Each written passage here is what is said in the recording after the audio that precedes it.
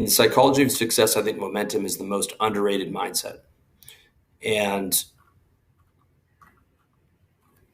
when you're scaling your business, there's a lot of obstacles in your way, and it's really hard at the start because you don't have any momentum. It's just like the bowl is all uphill, and then it becomes even, but it's only till it's on the way down that you can just tap dance behind it. And that's where you have to not quit, is on the uphill. Once you're at the top and it's kind of flat, you can see, hey, this is working, it's getting easier. Let's go downhill, it's phenomenal.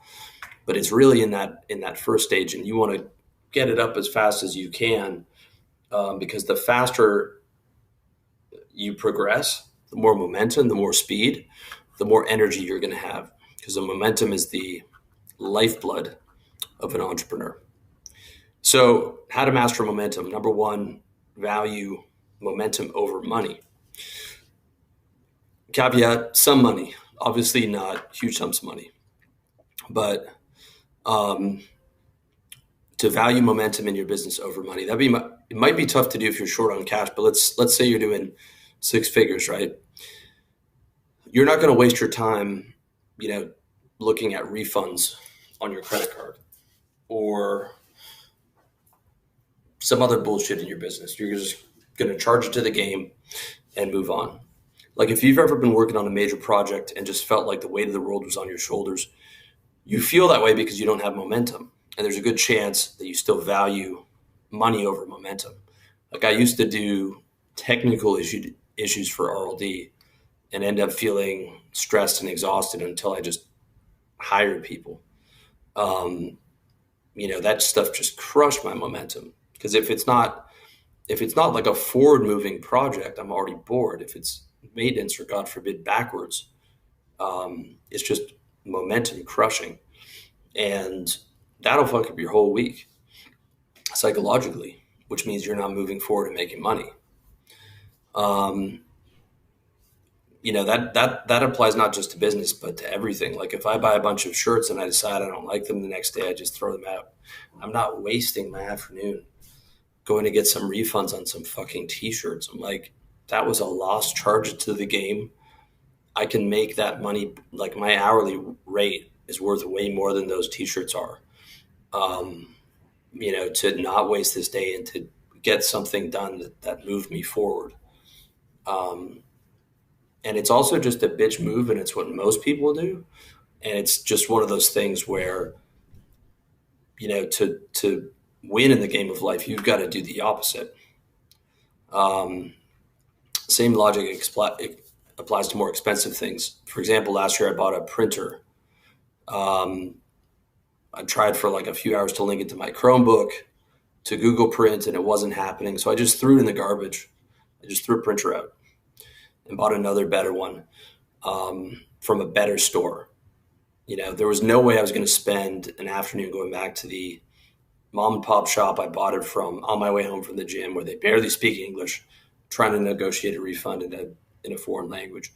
Garbage, right? Most people, even a lot of wealthy guys, would be horrified to do something like that. What a waste of money, right? But I didn't value the money compared to the momentum, because I had stuff to do that day and I wanted to get it done. I didn't want to fuck around for 3 days and get frustrated for a printer that cost $100, whatever.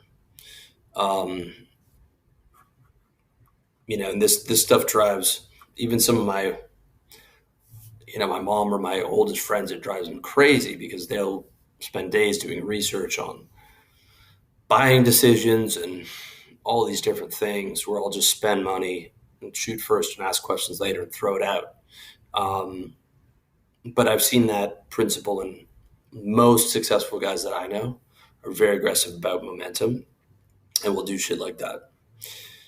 Number two, cultivate momentum on a daily basis. So to master momentum, you not only have to value it over money, you have to focus on cultivating it every day. So your day is won or lost by 10 a.m. If you went back to bed and are, let's just say, helping yourself in the bed still by 10 a.m., that day's over. If you're in there still watching YouTube videos, it's usually over. Now, this is assuming you're an early riser, which most winners are. Some guys I know are successful and they wake up at 10 or 11, but let's just say you're an early riser.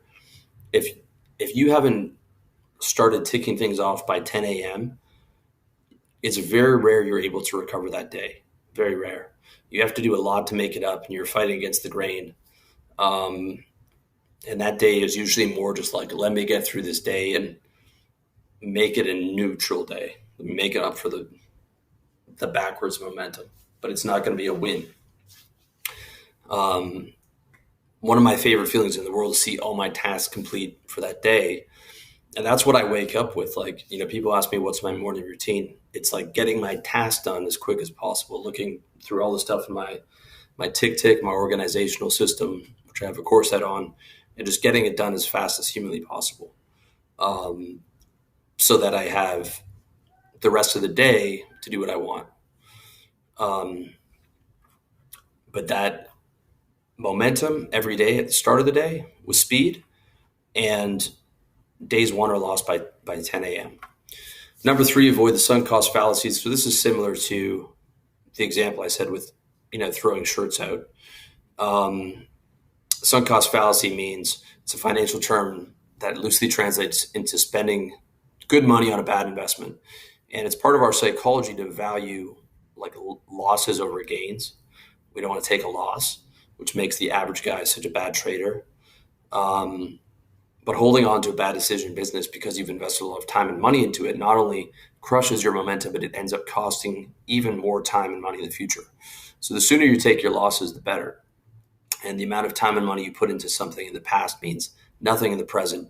Instead of agonizing over the loss of it, like if you've got a business right now, your second or third or fourth business, and it's taken a lot of work and it's taken a lot of time, and it's not kicking off, you might just have to cut that.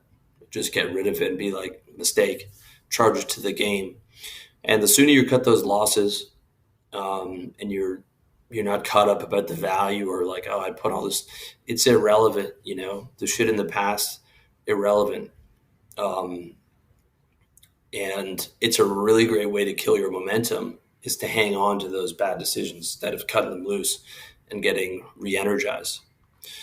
Number four, start living like a shark. I should say at least on weekdays, not weeknights or weekends. Although you might have to work 7 days a week in the early stages of your venture.